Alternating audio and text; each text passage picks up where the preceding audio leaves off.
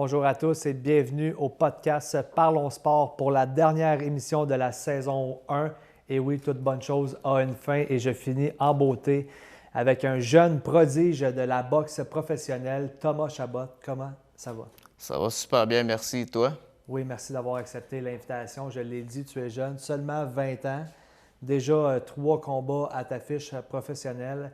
Dernier combat d'ailleurs, pas en sol québécois, au Mexique. Parle-moi un petit peu de ça, le fait de sortir du Québec pour la première fois en tant que professionnel et aller te battre au Mexique.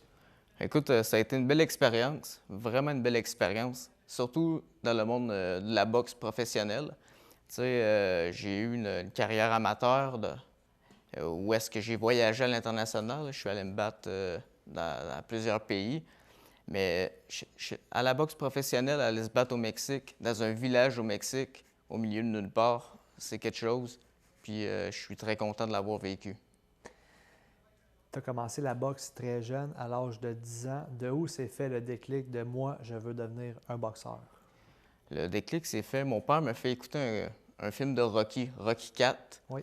J'ai écouté ce film-là, puis écoute, il y a un déclic qui s'est fait. Moi qui n'avais aucun intérêt pour la boxe avant d'avoir écouté ce film-là, là, j'ai écouté le film. L'envie soudaine de m'entraîner est venue à moi.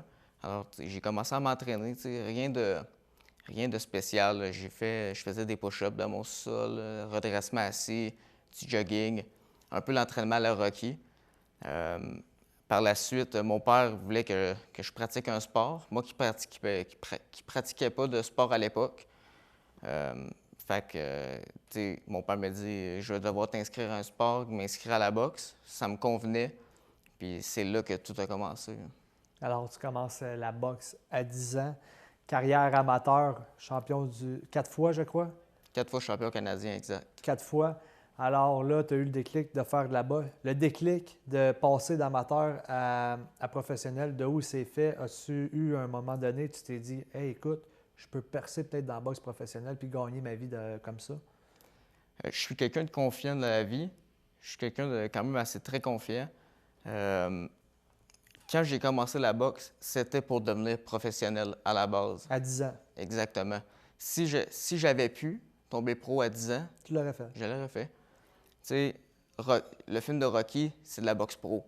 Alors, je pense que c'est pour ça que j'ai toujours rêvé de la boxe pro. Tu sais, c'est un monde de spectacles, Oui, tu sais, de grandes salles, des grands événements, puis c'est ça qui m'allume. oui. Tandis que, tu sais, la boxe amateur, c'est différent, tu sais. Ça prend de la boxe amateur, tu sais, faut que tu te montes un parcours Un bon bagage. Exactement, un bon bagage international. Mais c'est la boxe pro à quoi je rêvais, puis je suis rendu là, fait que je suis extrêmement fier. Tu fais partie de Eyes of the Tiger, ce groupe de boxe-là. De où ou comment ils t'ont approché à un moment donné dans ta carrière que là, tu as su, ah, j'avais peut-être du monde qui croit en moi. C'est venu où, ce moment-là? Bien, ça, je te dirais, ça date de loin que Eye of the Tiger avait un œil sur moi. Tu étais sur le radar. J'étais sur le radar, ça faisait un bon moment. Je crois, si je me trompe pas, ça a commencé à mes deuxièmes championnats canadiens en 2015. C'est à partir de ce moment-là, vraiment, qu'ils ont commencé à avoir un œil sur moi. Puis, tu sais, je le voyais Tu dominais la boxe amateur. amateur exact. J'étais junior à cette époque-là. Puis tu sais, je gagnais les compétitions une après l'autre, là, haut la main. Ton but en tant que, là, c'est sûr que le COVID a peut-être pas nuit, mais ralenti ta carrière, comme on a dit au début de l'entrevue. Un jeune qui rentre 20 ans, tu as soif, tu veux boxer, tu es en forme. C'est quoi le plan? C'est de faire le plus de combats possible. C'est quoi le planning? Quand tu es un jeune boxeur et tu fais le saut chez les pros, c'est vraiment l'avantage d'être signé avec Eye of the Tiger, Qui est quand même très gros, là. qui est très gros au Canada Oui, au Canada, oui. et au Québec, bien sûr. Oui, domine. Tu sais, c'est l'avantage. Avec Eyes of the Tiger, tu es actif dans le ring. Tu OK. as la chance de boxer souvent sur des bonnes cartes, des cartes où le monde veut le payer pour regarder. Alors, tu sais, c'est ça l'avantage. Et l'avantage aussi, ils te prennent en tant que boxeur et ils voient l'espoir. Est-ce que aussi c'est bon pour l'encadrement? Toi qui es jeune, qui ne connais pas tout le milieu, on disait que tu t'entraînais avec David Lemieux en arrière, alors ça t'aide vraiment, il te donne un modèle d'affaires, j'imagine. Exactement, il t'encadre, il s'assure que tu as tous les outils possibles pour te rendre le plus loin possible parce qu'ils investissent en toi. Et puis, tu sais, je manque de rien. T'sais. Quand tu es signé avec eux, tu manques de rien. Tu as tout ce qu'il te faut à l'entraînement, les à côté aussi, la nutrition, encadrement psychologique. Vraiment bien global. Exactement. Tu as tout ce que tu as besoin en tant qu'athlète et pugiliste pour te rendre au plus grand sommet. Là. On parle de victoire. Tu as commencé ta carrière sur 3 victoires. C'est quoi une bonne fiche, mettons? Là, on veut monter ta fiche, on veut des combats.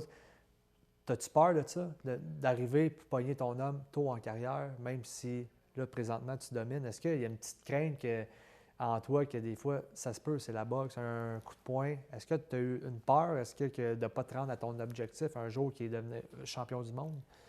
Honnêtement, tu sais, je crois que ça arrive à tous les boxeurs de se remettre en question un petit peu. On pense tous au pire quelques fois dans notre carrière, mais honnêtement, j'ai pas peur de la défaite. Non? J'ai pas peur de la défaite. J'ai eu longtemps peur de la défaite.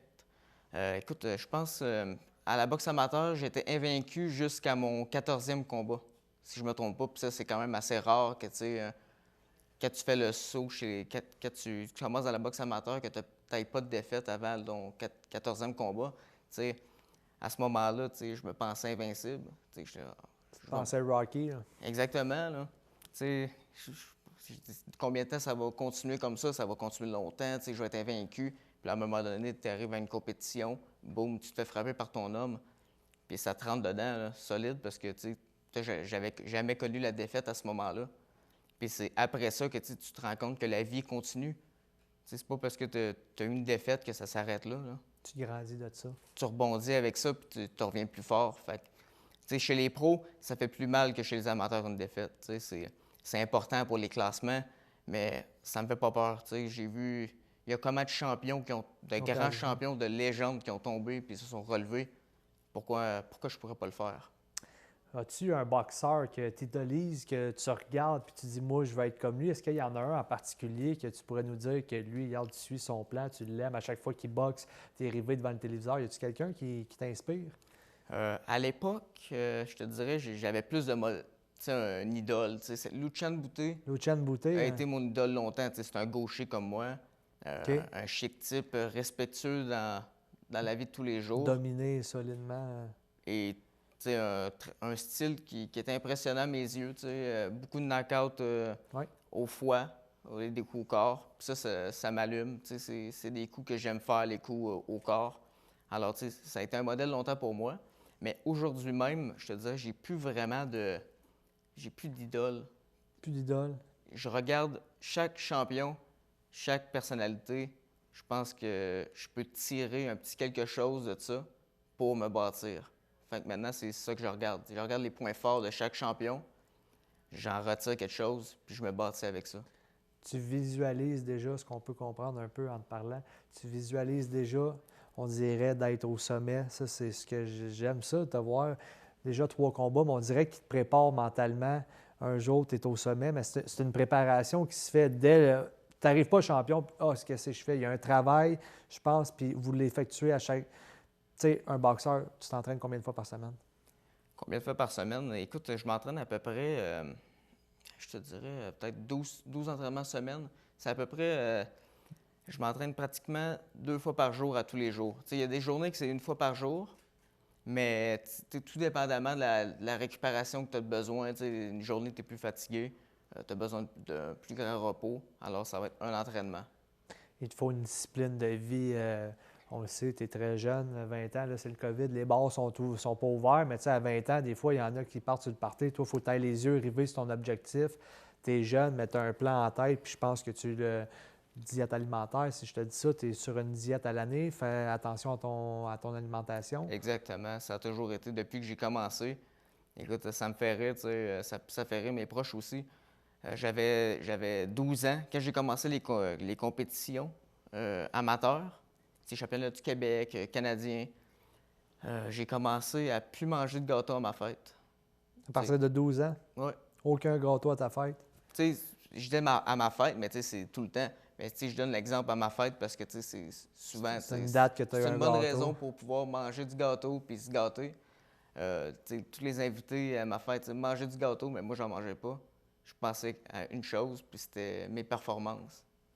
Fait que ça date pas d'hier, là. C'est Fait jeune. que ça a toujours été en moi, tu sais, d'en faire plus que les autres, de vouloir en faire plus, ça a toujours été en moi. Puis je pense que ça va le rester, tu sais, c'est la crainte de penser que quelqu'un en fait plus que toi, ça, je l'ai. Puis tu sais, à un moment donné, ça devient comme maladif.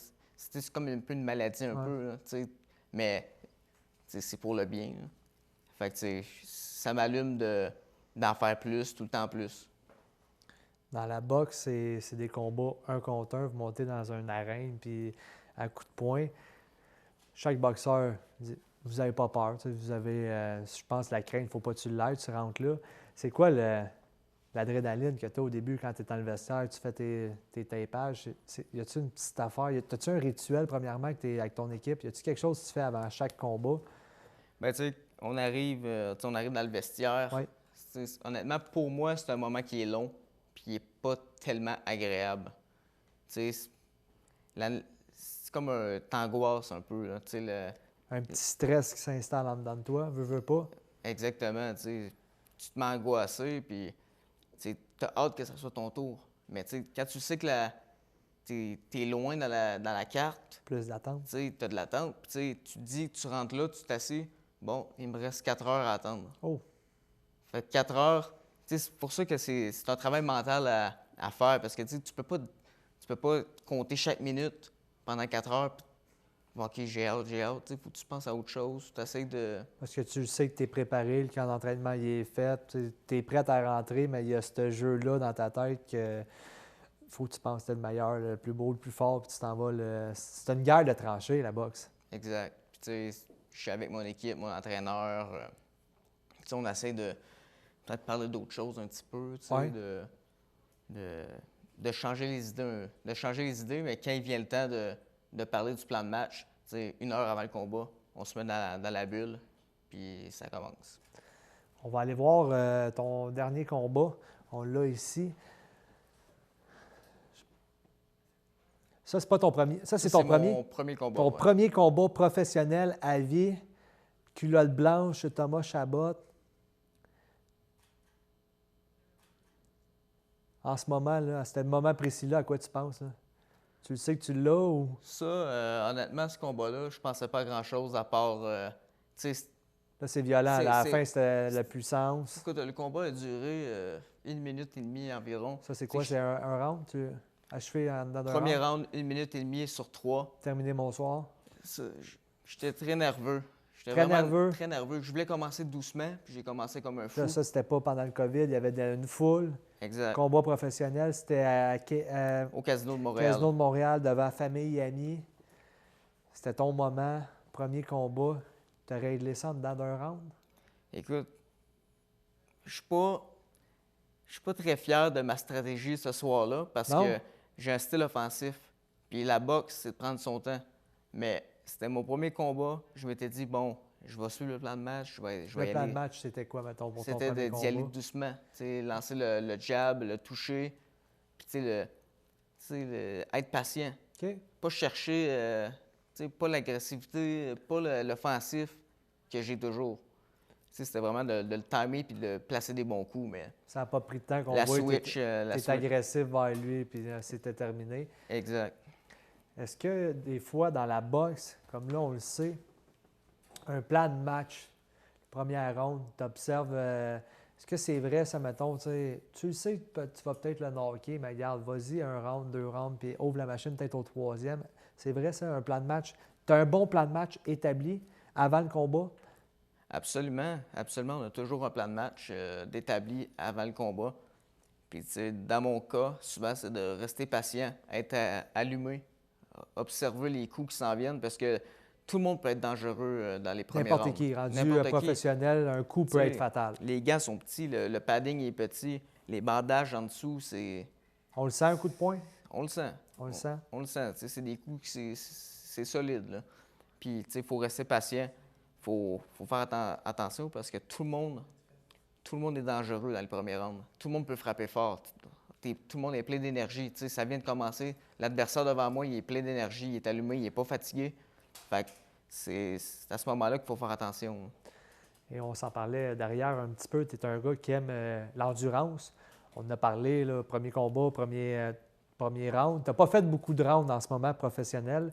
C'est peut-être aussi le plan de match, boxer plus de rounds. Toi, tu te dis prête, tu es un gars cardio, tu te dis prête à faire des longs combats, tu n'aurais aucun problème avec ça? Absolument pas. Tout ce que j'ai besoin de travailler dans un combat, j'aurais besoin encore d'un combat que je prends mon temps. Tu sais, de ne pas partir dans une bulle offensive, puis vraiment de rester en contrôle, de rester patient. Au Mexique, ça, je l'ai fait. Tu es resté patient au Mexique? 3 rounds au Mexique? 3 rounds. Sur 3 rounds, tu t'as attendu le dernier round? Exactement. Puis tu aurais pu au premier, mettons? Ben, je crois que oui.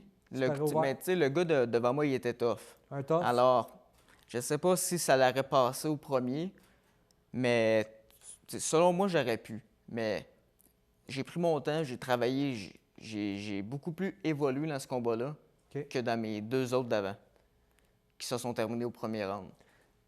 En parlant de premier round, début de combat, est-ce que présentement, en début de carrière, c'est important les KO? Est-ce que c'est important à ta fiche de finir l'adversaire pour prouver au monde, regarde, moi je suis un jeune professionnel, je suis capable de toutes les passer? Est-ce que c'est important pour toi ou un 12 rounds, décision unanime, tu lèves ton bras, tu serais aussi fier d'une victoire comme ça? Pour moi, je crois pas que c'est important. Je pense que l'important, c'est parce que souvent, dans les débuts professionnels, c'est pas non plus des adversaires qui sont d'élite. C'est pas des adversaires d'élite. Alors, je pense que l'important, c'est de pratiquer ce que tu as à pratiquer. Et puis, au fur et à mesure que tu montes dans ta carrière, les adversaires sont de plus haut niveau. Puis, à un moment donné, tu arrives à des combats de championnat que c'est 10 ou 12 rounds. C'est là qu'il faut que tu sois prêt. Faut que tu sois prêt. C'est pas à ce moment-là qu'il faut que... Tout le bagage que tu vas avoir accumulé, c'est dans tes gros combats. C'est plus rendu là qu'il faut progresser, là, qu'il faut s'améliorer. Quand tu es rendu là, il faut performer. Thomas Chabot, pour finir, j'aimerais... c'est quoi tes objectifs, mettons, à court et moyen terme? Pour la prochaine année, on peut te souhaiter quoi, Thomas? À court terme, je dirais un retour dans le ring le plus rapidement possible. C'est pas évident avec, à cause du COVID, avec le COVID. Que mon promoteur Camille et Stéphane fait son possible. Une bonne année, ça serait combien de combats pour toi, mettons? Une bonne année, je te dirais peut-être au moins 3 combats. 3 combats pour une prochaine année? Je dis ça parce que présentement, c'est ça que j'ai, puis ça a été une année difficile, fait que pas en bas de ça. Pas en bas de 3 combats. Mais dans le meilleur des mondes, on souhaite que tout redevienne à la normale, en fait, le plus possible pour pouvoir organiser le plus de galas possible puis être actif dans le ring. Thomas Chabot, merci d'avoir assisté à mon podcast. Je te souhaite plein de combats, plein de rounds pour finalement soulever la ceinture que tu veux depuis que tu rêves depuis que tu es jeune. Merci infiniment de m'avoir accordé cette entrevue. C'est moi qui te remercie. Merci, Thomas.